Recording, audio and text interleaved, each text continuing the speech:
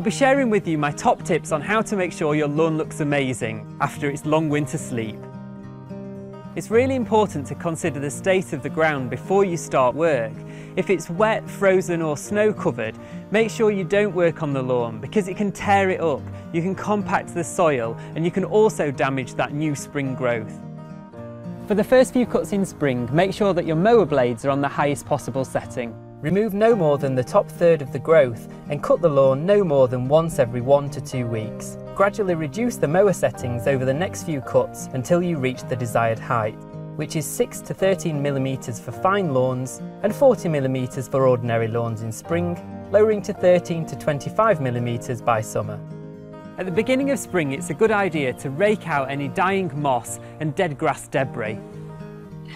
This is done by vigorously raking or scarifying using a springtime rake. For any stubborn or deep-rooted dandelions, you can use a specialist tool, such as the Spear & Jackson Dandelion Weeder. It's got a long shaft so that you can reach right down to the bottom of the taproot.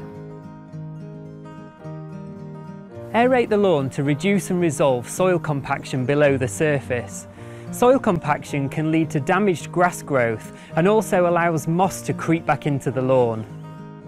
Using a garden fork or hollow tine aerator to spike the soil into a depth of 7 to 10 centimetres. If you wiggle the fork gently, you can lift the lawn slightly, and although it'll take extra time, it really is worth the effort.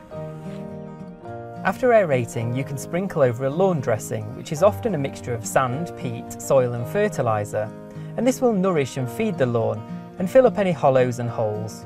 It's a good idea to oversow the entire lawn lightly with seed before brushing it in, and remember to leave a bit of extra seed for the birds. If you've decided that your lawn doesn't require top dressing, you can just give it a feed using a sprayer like this one, but because this top dressing's got food in it, I'm going to spray in about 6 weeks' time. As a result of scarifying, you'll probably find you've got a few bare patches, and these need to be filled in as quickly as possible, and you can do that with either a grass seed or a seed and feed mixture.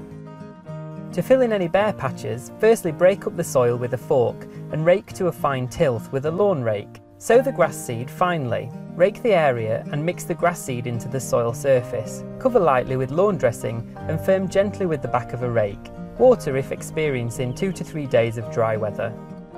Early spring is the ideal time to tend your lawn edges. You can use edging shears or a strimmer to keep them looking neat and tidy. By completing these springtime tasks and with regular cutting and feeding throughout the growing season, you'll have a lawn to be proud of. Until